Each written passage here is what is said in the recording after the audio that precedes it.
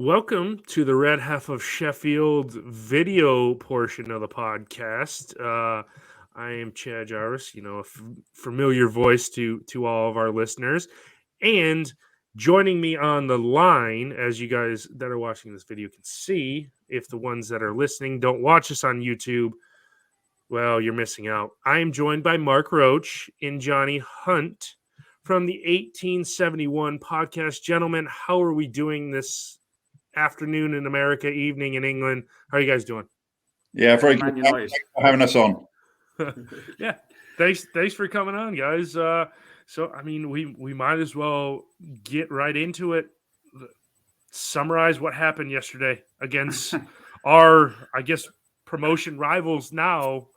Middlesbrough turned up and put 5 past you guys, and I trust me, yesterday after our result against Blackburn in the early kickoff, I was like, please, Reading, get a result against Middlesbrough. Please take some steam out. No, and then you're watching the wrong team. We'll be quite accommodating to you on Tuesday evening. I'm sure, but I don't know what Johnny thinks, but we agree on a lot of things. And I think it's a case of you have to take into account that Middlesbrough are a very good side, and also Reading away, particularly. The polite way of putting it is not very good, I think, Johnny, isn't it?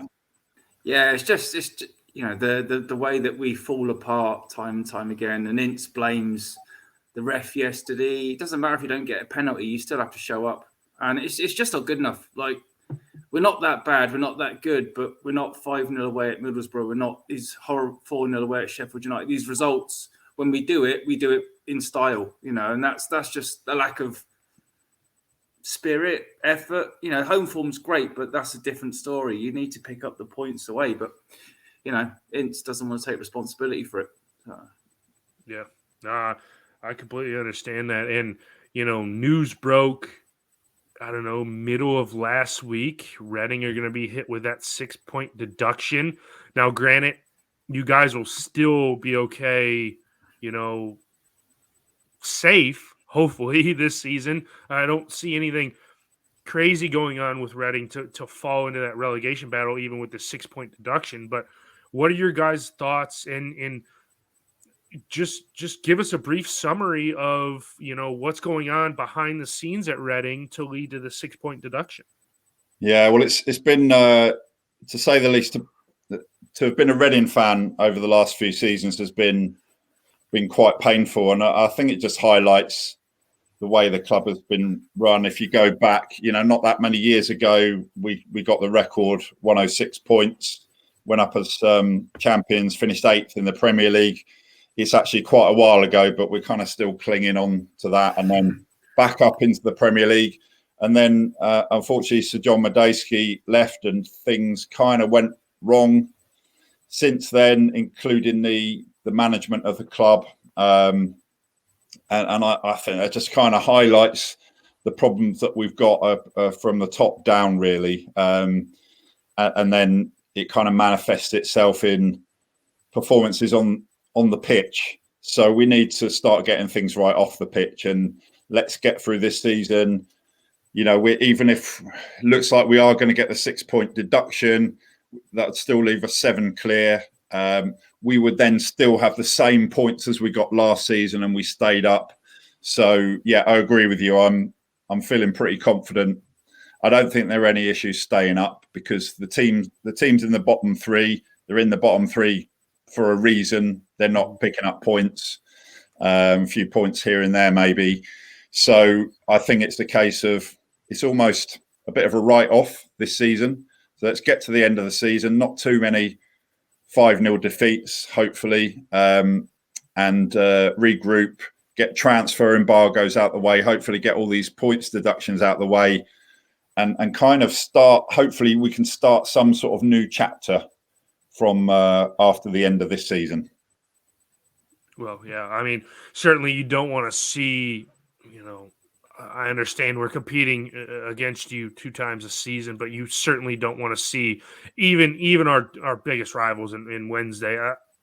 I didn't want to see them go into, you don't ever like to see a club go in administration and possibly be on, on the verge of going out of business, like a Bury did a couple of years ago. And they had a Phoenix club, and now they're trying to get traction back in there. You don't ever want to see that. So, I mean, my hopes are you guys get it sorted out and can be competitive and back in the championship and competing for promotion, because that's what we want. This is the most competitive league in probably the entire world, the best division in my humble opinion in the world. And it's clubs like that just bring this league together and give it cohesion. And that's why on any given weekday or Saturday, any team can beat anybody in any place in the league. Last could beat first. 14th could be second. It's a simple matter of this league is so awesome. And it just sucks that not too many people over here in the States even know about the championship. You ask them about the championship, they're like, do you mean the person that hoists the Premier League trophy? That's the championship. I know that's idiots. We're talking about the second division, the best division in all of football. So I guess, Johnny, I'll ask you this. Summarize Reading's season to this point, because, I mean, you started out pretty good, and then I think we put 4 past you. Thanks for that. Yeah, cheers. Cheers for the reminder. I don't mean to, open old wounds, but I mean, you guys, it was like Paul Ince had Reading, looking up. Where are we going to go? Oh man, Reading got eyes for promotion so early in the league, and then I'll let you finish the rest of the story. Yeah, well, I think we were top of the league when we went 1-0 up against QPR back in October for about a minute. And then since then, it's gone downhill. But we all know the off the field problems, and the Football League need to take responsibility for as well for the way that they do things. It's not just our club that have been badly treated, Derby and a few others. But the problem is, I personally feel that Paul Ince is a very negative manager. Even when we were doing well, he was talking it down. To me, if he was a player on that team, you need to be talked up about how good you are, not, oh, we're this and we're that and we're lucky to stay up. We need to stay up. We all know that as Reading fans, but a player going on the pitch needs to know, you believe in me and I'm going to be playing well. But it's very easy to blame the referee yesterday for a penalty that, we could have got a draw, gone back to 1-0, but that doesn't excuse losing 5-0. Mm-hmm. He blames, the players. It's not his team. It's always somebody else's responsibility. He's the manager, and the buck stops with him, as you all know in football, whether we like it or not. We've done well to get where we are because of a makeshift team that the recruitment over the summer is probably the best recruitment we've had for years, because we had no choice but to really kind of be creative and get Shane Long back for a year from the Oracle on a free transfer. We've got Andy Carroll. Again, people have the opinions. We've got Jeff Hendrick in on loan. We haven't got the options of anything more expensive. I'm not saying better, because they've been good players, but the behind the scenes recruitment. We've got people in now. Director of recruitment Brian Carey, I think it was. The behind the scenes stuff's actually set up, but the team, Reading's defence for years, the team spirit, the falling apart has happened, hasn't it, Mark, for a long time. We've had these results last year, the year before. I hate the word mentally weak, because mental health is an important thing to me, but we fall apart far too easily. We don't have the leaders and the characters that you think we should have with the names that we have. But it keeps going round and round. And, again, yesterday was an example. Like, Middlesbrough are a good team. Mm-hmm. But you don't lose 5-0 to a team like that. You have some dignity and pride in your performance. Okay, 3-0. It's just so predictable that when games like that, we go 1 or 2 down, oh, here we go. Everyone, there's no leadership. Mm-hmm. And the leadership comes from the top, as the club, as the manager and the players. And that's the biggest problem. And that's something that has to change. And I don't think Ince is the right person to do that going forward, whatever happens the rest of the season. And that's, you kind of alluded into my next question. Are you, where is the fan base of of Reading right now? Are they kind of wanting Ince out, or are you going to take the deduction on the chin and kind of limp to the end of the season, and then release him and let him sack him and get rid of him, and then bring someone new, and hopefully, like you guys alluded to earlier, especially you, Mark, get done with the points deduction and the transfer embargo, and then just bring somebody new in, start again? Is that where Reading is at as a club right now? Yeah, I think the problem started when we had the previous manager, Veljko Paunovic. Again, when he came in, we had a fantastic start to the season. We won whatever it was, 7 games in a row. We were top of the league, and then we just missed out on promotion. And then he got the sack. Paul Ince came in, and people are thinking, hold on a minute, he's been out of work for 8 years. And even you see the systems in football have evolved. And okay, fair enough, he's a fantastic player, international, fantastic player for Man United, Liverpool, all the rest of it. But you look at what happened with Frank Lampard, you look at what happened with Steven Gerrard, that often doesn't follow that they're going to make a good manager. So that was, people are going, what? Great, we've got rid of Paunovic, things not going very well. Oh, now we've got Paul Ince, who hasn't been a manager for 8 years. And by the way, his son plays for Reading. So, let's get one of the players' dads to come in and manage. It's that bad, But look, I think the mission last season and this season is exactly what you've said.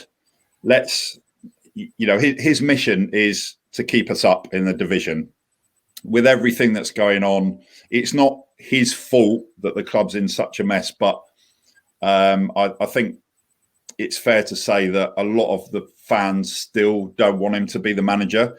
He has got some support, and ultimately the fans just want to see the team do well. But I think the majority of the fans just want us to stay up this season. Last season was a kind of real relegation fight. This season, we're already looking like, we're a few points away from pretty much guaranteed safety, even if we do get the 6-point deduction. So, yeah, I think limp to the end is probably about right. And then, fingers crossed, let's have a reset in the summer. But this is Reading. We don't know. Who knows? Could be more of the same next year. Yeah. Hopefully it's not, and hopefully you guys get it sorted out and are able to start competing again in the championship. And another question I have with all of this talk, and we'll get back to the match preview here in a minute. With all of this talk of Burnley being the greatest team in the history of the world in the second division, are you guys worried about the record, the 106 points? Burnley, the greatest team in the history of the world in the division. Vincent Kompany is the greatest manager ever. Why is he not managing a top 6 club in the Prem? Blah, blah, blah, blah, blah. Are you guys worried about the 106-point record? Why don't you go first, and then I'd like to say something on this as well. Go on. Okay, can I stop laughing first, please? Yeah, they've done well. Fair play to them, but there's only one 106 team. There's only one Sir Steve Coppell. That whatever happens eventually one day somebody's going to break a record. That's football. It's life. But for Reading fans, that season was the best season you could dream of. And, we had 2 American players, Marcus Hanneman, Bobby Convey, part of that squad. And it was a special time for a Reading fan, let's be honest, we haven't got much to clutch onto. So we clutch onto the 106 points going, oh, hopefully they don't beat it. And then you actually start watching the Burnley game yesterday going, oh, come on. Let's hope they, they haven't seen Mick McCarthy, do us a favour. But that's what it is. It does, it's part of our history. I don't think Burnley will get past it. I think, it's a long way ahead. They're going to drop a few points. That's football. But, with the money we spent on that team or didn't spend and what it created, 2 defeats and 46, all the things that went with it, it was just a special season, and that will never be taken away as a Reading fan for whatever happens. And I can categorically state very, very confidently that Burnley are not going to beat the record, because for two main reasons. So, firstly, the maximum they can get now is 110. So they can only drop 3 points. I think they've got 11 games left, something like that, after yesterday. And their form, the last 5 games, is they've dropped 6 points in the last 5 games. So it's not going to happen. We've got more chance of going down than Burnley beating our record. Don't say that. We're not going down either, by the way. So yeah, we're okay. But look, I think it was a tough game. You get that, obviously. What's the Liverpool Man United game? It happens from time to time. Look, we got beat. We know what it's like to get beat 7-0, don't we, Johnny? So, on my 50th birthday. Yeah, thanks for that, mate. Thanks for the reminder. Happy birthday. Well, let's put that aside. And yeah, we're going to hold on to that for at least one more season. I can't see it being beaten in the next few years. Yeah, and as you guys alluded to, these teams like Fulham. If Fulham weren't going to do it with the team they had last year, I find it very hard for anybody to do it right now. But you guys alluded to with the parachute payments of the teams that come down. I mean, Burnley was able to dump millions into their team and basically buy up the best players in the championship. So this nonsense of Burnley. I heard rumblings of when they went down, they might flounder and might have to take a couple of years to rebuild in this division and go again. And then here they are, they just swoop everybody up and just add it to their side and just they're in control of it seems like every game except for when they played the Mighty Blades and we beat them 5-3. So and we still do have the reverse fixture turf, more to come. But and hopefully we'll be the ones that ruin the 106 point dream for you guys. But I'll get into this. Give us a couple of dangermen for Reading to look forward to as Marcus is shaking his head and saying there's nobody. There's got to be somebody in Reading's side that can. Tom Ince, really, isn't it, Mark? Is the standout player for us. Yeah, I think so. And the reason it's Tom Ince and it's not a long list, you're right. The reason it's Tom Ince is because he's been the one player that has showed up a little bit this season. He's shown some spirit, some energy. He scored a couple of goals for us when we beat the mighty Blackpool. Obviously, they're not doing too well, but he has come up with the goods. I think Andy Carroll and Shane Long, they're not the players that they used to be. I mean, Shane Long and Andy Carroll both been fantastic players in their time. I think if you can look after Tom Ince, then we'll be doing well to get a draw on Tuesday. We'd be happy with a draw, I think, wouldn't we, Johnny? Yeah, I think the only other one I would say is that when on his day and he wasn't playing the right position, is Jackie Mate. When he's on form, as he was against Blackpool the other week, he hasn't really. He's come back from a long-term injury that has taken a while, but he's dangerous. And, but it depends how the team's set up. It depends on the mindset of Ince. Again, the Blackpool game, he went out and actually went for the win. But sometimes, again, it takes so long to get going. You're at home, go for it. Blackpool, to me, it's like we've got nothing to lose. Like, got the same against you guys. Sheffield United, we've got nothing to lose. Go for the win. Like we can't sit back and defend. I think we've proven that all season. We're not going to sit back and get a 0-0 draw or 1-1. We have to go for the game and go at you and see what you do. We haven't had a great record against you guys, so it's what it is. Every game's a cup final now for us. So we have a good. The support's been great at home. That's one thing that we have got. I don't know why we can't turn it on away. I don't know what happens in the change room. I don't know what the mindset is, but it is like it's bipolar football. Yeah. Well, that's the thing. We're at home as well. I mean, our recent form is we win at home and we lose away. So we do, and obviously with we're looking to bounce back. Sheffield United the same, I'm sure. So for me personally, if it's a 1-1, then I think we'd take that. Yeah, and you guys led perfectly into my next topic. Full time. What do you got? What's the result? Well, what I'd love a 1-1 or a 0-0. I'd love to take a point. It's tough. It's a tough one. I think we'd be doing well to win the game just because, Sheffield United are a stronger side. You're looking to hit back. I think the one advantage we have got is that we're at home and we're doing quite well lately at home. Predictions wise, I think we're a bit worried after the game yesterday, but I'm just going to say I'll stick to being happy with a point, whether it's a 0-0 or a 4-4. I don't care. It could be more like a 4-4. I think the way things are going for us. Right. But I think it depends what they go out with the mindset. As Vince, has ripped into them, and obviously the confidence is shot after Saturday. But we've done this before. We have bounced back after bad results, and that's what the thing was with Vince at the start. We get a really poor result, bounce back the next game. We can do it again. I mean, we have got more of a squad, and it's bizarre that at the start of the season when we didn't have the depth, we actually were doing better. Now it's almost like he's got too many players to choose from and he doesn't know what to do. Whereas at the start of the season, it was pretty much the first 11 picked themselves and then it was the youngsters on the bench. But it worked. So, I just think, we'll take anything on Tuesday. If you don't bother turning up, that's not a problem.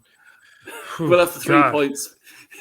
God, we cannot afford it. The wheels are coming off the United train faster than you can say, faster than we can say go at this point. But I'm just hoping we could stop the bleeding and go and get a result. I'd take even 1-0 with a nail biter, 89th minute winner. We might not. Billy Sharp's going to score against us. We know it. Every time he does. I'm not going to be surprised if it's 1-0 to Sheffield United, a late winner. That's not going to be that surprising. No. But fingers crossed. Yeah, hopefully we are able to come away with the 3 points. I got a couple more questions for you guys. So I'll ask both of you. Full-time whistle blows the last Monday. For some damn reason, they're screwing us over here in the States, not being able to watch on Saturday. It's Bank Holiday. Monday is the last fixture of the season. Full-time, last game of the season. Where do Reading finish in the league?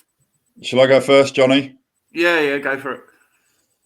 Oh, I'm going to say 14th. Okay. I said 12th at the start of the season without the points deduction. With the points deduction, if it does happen, I'd say 18th. To be honest, anything above relegation, I don't really care this time of the season. If we can actually enjoy the last game of the season where we're safe, that would be nice. What I would say is I do think there'll be a gap because it does look like this 6 point deduction is going to happen. But as I said earlier, I think, there's a reason that those 3 teams are at the bottom because they're at the bottom because they're not getting the result. So kind of if you look at the form, then Reading's form is win 1, lose 1, win 1, lose 1.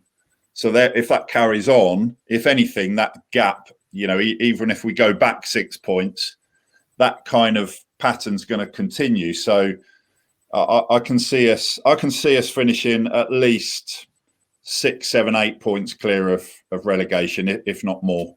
Mm-hmm.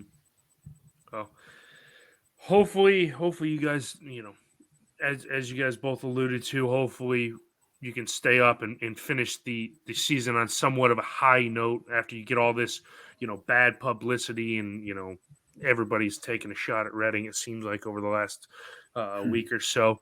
We're used to it. One last one, and this is a new segment I've tried to add in. What is your guys' pre-match beverage? Go-to pre-match beverage. I know what Johnny's is because I was at a Reading game recently, and he wasn't just one; it was more than one. Johnny, wasn't it? It was jet lagged coming over from Ireland. It does happen a lot, Yeah, So no, Johnny, you like a beer, don't you? I'm not. Yeah, go on. Craft beer, or a good old fashioned scrumpy. Coming from living around the Somerset part of the world in England, and Mark's is just he's a bit shy on the old offering it out there what he's on. Yeah, I'm not a big drinker. I'll buy a drink, but I'm not. I think in Royal Berkshire we've got a few. Actually, Reading used to be sponsored by Courage, a brewery, back in the 80s. So we like a craft beer in rural Royal Berkshire over here. So that's quite popular. Lager is probably a popular drink, isn't it? And Huntley and Palmer's biscuits were the go-to thing back in the day. That's why we're called the Biscuit Men. That's it. Yeah. By the way, before we go, I think I can see Sheffield going up. I think Middlesbrough are probably the team you've got to watch out for. And the danger, of course, is if you miss out on the second place, then it's often the team that gets the momentum, isn't it? So don't want to kind of rain on your parade, but I think you need to kind of hopefully get that second spot. I think Burnley are going to win the division, aren't they? And then it's between you and Middlesbrough, I think, and whoever misses out could be a tough one to take in the playoffs if that doesn't go well. Yeah. So the game midweek against Reading is the game in hand we have over Borough currently. So if we go and beat Reading and reestablish that 7-point gap, okay, it's not double digits where it was at one point as high as 13. Okay, it gives us, the better part of 2 games that we can lose back-to-back games, Borough win, and we still have a point advantage. Then we're going to have the rescheduled West Brom game later in the season due to us being in the quarterfinals of the FA Cup in 2 weeks. So we're going to have, that gap is going to be narrowed again because if Middlesbrough win on that day when we're playing in the Cup, the gap will probably go back down to 7 or go back down to 4. And then it makes everything, Borough are going to catch them, blah, blah, blah, blah, blah. So if we just take care of business, like hopefully we should, but since the internet coming back from the World Cup break, we've been clearly not the same team we were going into the break. Although the fixtures at the very end of the season, the last 5 games, are very winnable fixtures for us. I think it's teams in the bottom half of the league. But as we know, in this game, in this division, it doesn't work like that, does it? Yes, anybody can beat anybody. So it should. My idea of how it's going to finish is it's going to go down to the last day, and it's going to be Blades are going to need a result, and if they get a result, they're up. If they don't get a result, they're in playoffs. Who have you got last game? I believe it is. Let me double check because I don't want to look like a complete idiot. Birmingham away. Oh, geez. Which is not. I mean, it's very winnable because Birmingham they're kind of falling down the rungs. Well, the other thing I would say is, and I do think probably Burnley are going to win it, but literally, I had a look. The last 5 games, they've drawn 3 of them. So, they're not. Sheffield United could still catch Burnley. It's not beyond the realms of possibility. And I think it could come down to those 3 teams, you, Burnley, and Middlesbrough. I think Middlesbrough have got a chance of going up automatically. But who knows if Burnley have a bit of a collapse. Which is unlikely, but I think you're in with a decent shout of going up automatically. But I think you've just got to watch out for Middlesbrough. No, that is the team that I'm paying attention to every single day. Thank God they don't have a midweek game.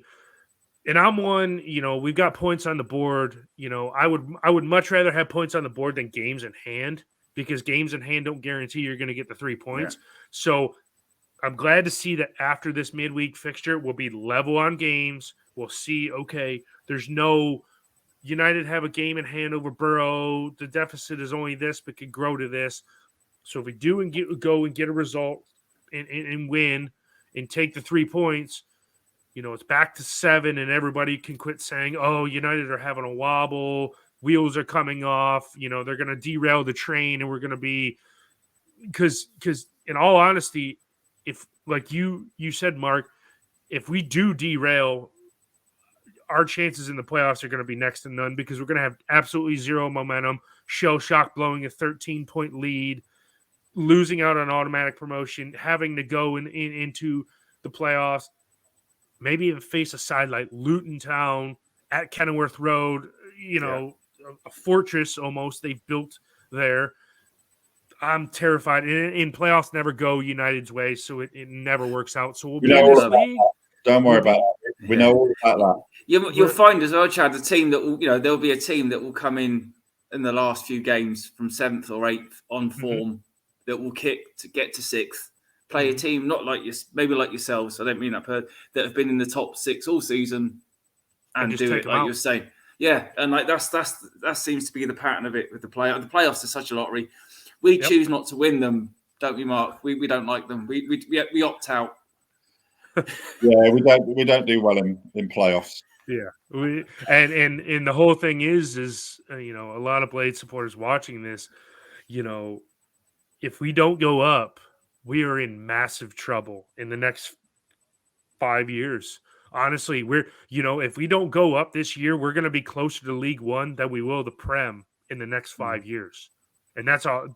I mean, the massive amount of exodus of players that could possibly happen over the summer. We're going to have to rebuild, and we're supposedly up for sale, but that's in limbo. And so if that sale doesn't go through, and we're stuck with the same owner we have right now, and we had the transfer embargo in January, and it's clearly shown that the players just it's the amount of games are just catching up to them. If we don't have a owner that wants to spend some money, we're going to be in League One. We'll be playing in League One in 2 years. Might be there. Yeah, I mean, that's the problem though. The gap between the teams that come down from the Premier League and the parachute money, and then the teams like us and so many others that are fighting with the financial restrictions. It's not competitive anymore. You've almost got 3 leagues. You've got the top half of the Premier League, the rest down there, and then the yo-yo teams like Norwich, yourselves, go up, come back down. Fulham, they've done well this year, but then the rest is just sort of hoping for the best that you can get a run on it. But again, it goes back to the ownership from the Football League. Their checking of owners and things like that isn't done properly, and that's why we're in this mess. And something has to change for the long-term future of football. Not just us. It's not just about Reading. It's about football in general and keeping clubs afloat. But we'll see. You're exactly right, Johnny. I mean, it's unfortunate. Derby. What kind of ownership test does this EFL? What do they do to be like, okay, you're a competent owner, and then 2 years on, they're getting rid of it in the company or the club's so far in debt, they'll never get out of it. And you're like, well, we're going to lose this team that has such a storied history. Just look at what happened to Sunderland. I mean, they just tumbled down and spent 4 years in the 3rd division. And, now they're doing fine because they got competent owners in there. But it's just like, what is going on with this EFL and how, I don't want to say corrupt, but that almost seems like, they just say, oh, this checks out, looks good. Here you can own this EFL team. Oh, you're going to drive them into the ground. We'll just turn a blind eye to it. Exactly, that's what it is. It's very easy for them to blame the clubs, but they have to take responsibility as well for what they do. I think, and it's go on. Sorry, Johnny. No, I just say I think it's not about one club. It's about the whole thing, and this whole this fan-led thing that's coming in, will change things hopefully for the better in the future, but we're not there yet. How many more clubs are going to go down the plug hole because of bad leadership from the Football League? I think also a really key point here is around transparency and communication, and I'm talking about from in terms of a Reading fan perspective, from the club. We had, before when we had Sir John Medeski as the owner, you knew what was going on. The communication was good. There was transparency. It was being run properly. One of the big frustrations is we don't know what's going on. And we've kind of got the same situation now with the league, where all of a sudden out of the blue, oh, by the way, you're getting another 6-point deduction, out of seemingly nowhere. And it's just so frustrating to be a Reading fan at the moment. But I think in terms of the clubs, the two really good models at the moment are Brighton and Brentford. Mm-hmm. Yep. You look at Brentford is a bit of an example of what Reading did before, because Sir John Medeski, he built it on solid foundations. Didn't overspend, did things so sort of put the right foundations in place and then built everything on top of it. A lot of the clubs where they go wrong, I think, is that they chuck loads of money at it, spend loads of money on players, and then it doesn't work and things go wrong. Mm-hmm. But if you look at Brentford, if you look at Brighton, the model they've got, that's a really good template for every football club to aspire to.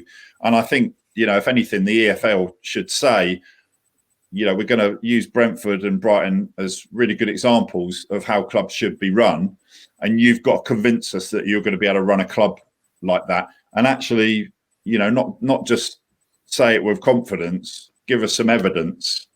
And, some of the Reading owners that we've had, we went for a spell where we had more owners than managers, didn't we, Johnny? I think. Yeah, it's gambling. It's just they gamble on the manager. They gamble on this one. And I'm on the supporters trust star at Reading on the difficulty we've had with communication with the owners over the last couple of years. And it's not been good enough. We thought when we started the podcast last year, we were in a dire straits. We thought things had got better until this week, Mark, wasn't it? Really, when this 6-point thing came out of nowhere, we could see things. Director of recruitment behind the scenes, Noel Hunt, under 21s, and then bang, here we go again. It's like, how's this happened again? And we're going round in circles. Yeah, I think though, Johnny, that is as a result of what's happened previously, isn't it? So it's not a new thing; it's just delayed, really, isn't it, from before? So I think we have got since a year ago where the club was in a big mess. It's just in less of a mess than it was now. Although at least we have got there's more focus on the recruitment side, and I think you're right in the circumstances. We've done okay recruitment wise. We've got a director of football in place, so we're in a better position now than we were this time last year, because we were genuinely at threat of relegation. And this year we're going to stay up, and hopefully we can put all this transfer embargo and points deductions behind us. And even then, you kind of wonder if what the football league's got in next for us. Is there something else? Over the summer, there's been talk about another points deduction on top of that. Not say, there's rumours and different things going on. It's not pleasant reading, and it's punishing the fans. That's the biggest thing. I agree with you, Johnny, because you guys dump you pour your heart and soul into the club, and you spend your hard-earned money on season tickets, going away, and then you guys are the ones that get screwed over because because of the EFL doesn't do their job originally, and then it holds the clubs accountable and nails you with constant deductions and transfer embargoes, and it just kills the club off. And the ones that suffer the most are the supporters, and that's what it boils down to. This game was built on the supporters. Yeah, they forgot that. Chad, I just want a really important thing as well, I think, is that when you've got overseas owners, so if you take Reading's situation as a really good example, we had Sir John Medeski. We nearly got merged back in the 80s. Reading nearly got merged with Oxford United. And one of the ex-players, Roger Smee, and my dad was involved in this as well. My dad was a director. Roger Smee, ex-player, came in, stopped that from happening. That kind of laid the foundations to take Reading on to the next stage. So John Medeski came in. He's from Reading. He's a local man. He cared about the club. He cared about the community.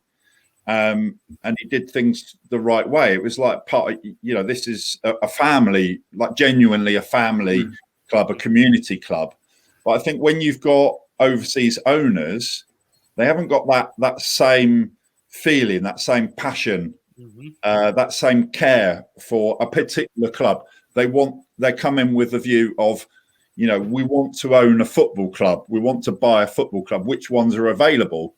So they're not.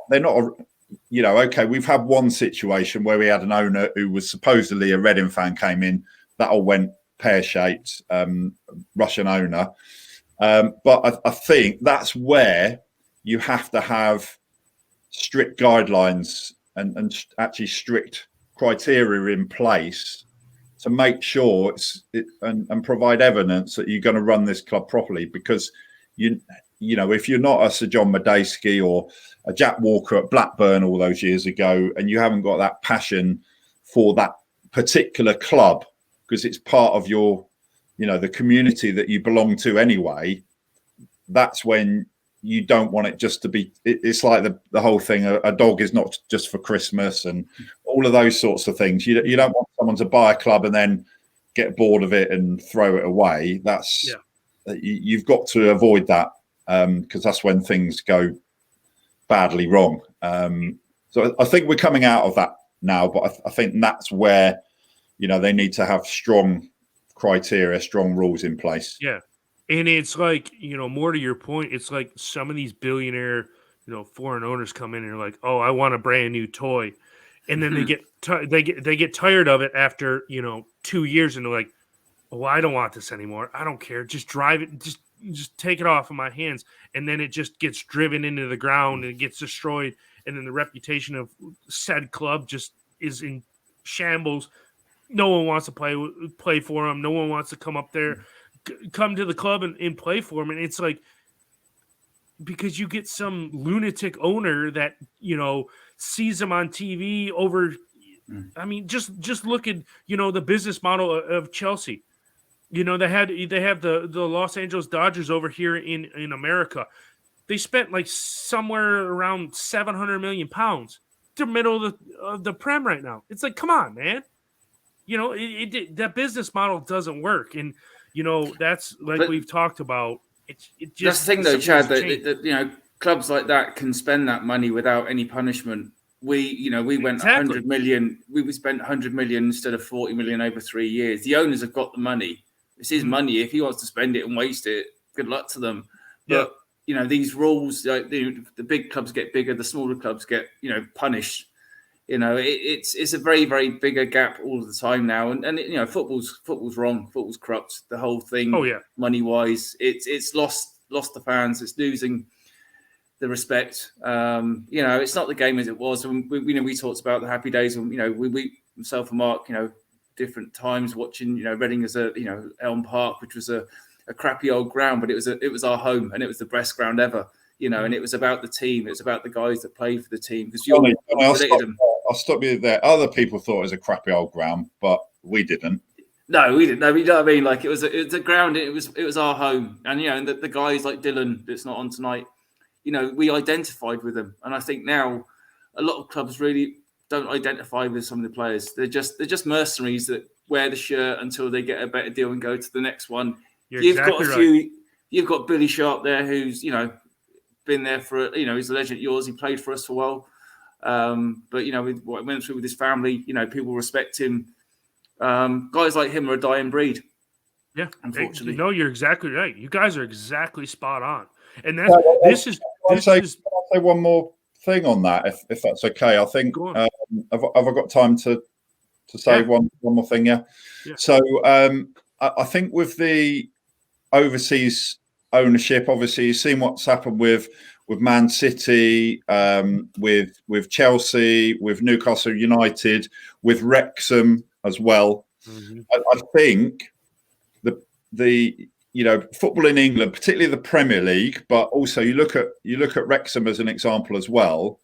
the positive thing for us as football fans in this country is that we have got that interest from other countries, other parts of the world, whether it be the Middle East or the US or wherever. So that's a really positive thing. But then you should have a system in place that says, okay, you've got to apply for the right to buy a club before you actually get to sort of go into negotiations to buy a particular club. You've got to prove that you can run a club before you even get considered. So, Ryan Reynolds obviously he's an actor, but he does come across. He's met everyone in the community, and that's kind of how it should be. He's people think they're chucking money at Wrexham, and there is an element of that, but he does come across that he does care about the club and the community. I think and the community is a big thing, and I think that it is a positive that we've got a lot of interest in football in this country, and people are interested in buying clubs at the top level and further down. But I think you've got to be really strong about who you let in to buy in any club, and then obviously your club, you want to know that the owners that are coming in have got the long-term future of the club, and maybe have a succession plan in place as well. Yeah, a long-term plan, not just I want to buy the club, but have a long-term sort of legacy plan in place as well. For sure. It's just money. Money talks, isn't it? Like we'll buy this club for billions, millions, whatever, and that's it. And then what's next? Oh, we didn't think of that. That's exactly short-term fix. Yep, you're exactly. You guys are both spot on. In I'll wrap it up because you guys have got to go. But this is a video that I wish I could show the American football supporter, because granted, people know my story. Yes, I started following Chelsea, but then I become aware of the monopolization of the American, supporter over here. They have no idea what's going on around with different owners. They just see, this billionaire comes in and he's throwing cash, and we're going to win the Champions League. We're going to win the Premier League. It's just not about that. There's a trickle down effect. When that doesn't work and you're clamoring like, well, this guy come in and spend all kinds of money, blah, blah, blah, blah, blah, and it's not working out. We've got to get a new owner or, sack the manager or what. I wish I could show this to the such narrow-minded American football supporters so it could almost enlighten them. But, there's no logic to it, is it? No. You look at it there's just absolutely no business sense, no logic, no plan. No. It's just gambling. It's just kind of hoping for the best, chuck some money at it, see what happens. Oh, that didn't work. We'll try someone else, and here we go again. And it's for loyal fans, that's our team, that's our community, that's our home. Exactly. And that's what it's always going to be. Whatever league we're in, we're used to not being successful, but we want our club to be there. That's all we care about, Yeah. No, 100%, 100%. And we could talk for hours, but like I said, you guys got to go. So I will thank Mark and Johnny. And gentlemen, where can the people that want to follow you guys, where can they find you on social media? So we're on Twitter and Instagram at 1871 podcast. So it's 1871 podcast. And if you just wherever you get your podcast from, just search for 1871 podcast, 1871 podcast, and then you can find us. And we're coming up fairly soon to our 100th episode. So we've had some really, really great guests on. We've had the likes of Steve Coppell, Brian McDermott, Kevin Doyle, Graham Murty, people like that, proper legends of our club. Shaka Hislop, he's big out in America, isn't he? Yeah. So 1871 podcast, just search for that and you'll find us. Okay. Cool deal. Well, I appreciate you guys coming on, and as everyone knows that is watching this video, you can follow us on social media, on Twitter at Red Sheffield, and on Facebook at the Red Half of Sheffield. You can follow me personally, cjarvis_13 on Twitter and Instagram, And until this midweek fixture that the Blades desperately need to win, up the Blades.